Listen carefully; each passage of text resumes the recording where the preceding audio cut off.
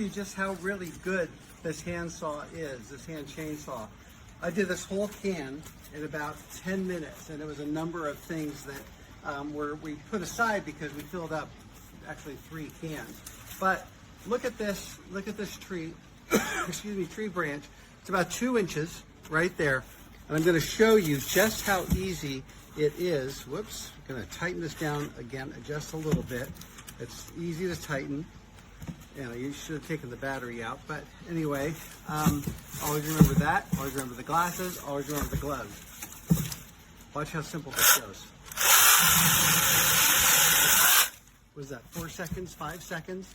And it goes right down. And that finished that up. I'll tell you, I am a big fan of this saw. We did this entire tree over here that was, I would say, close to 15 feet in the air. Really bushy.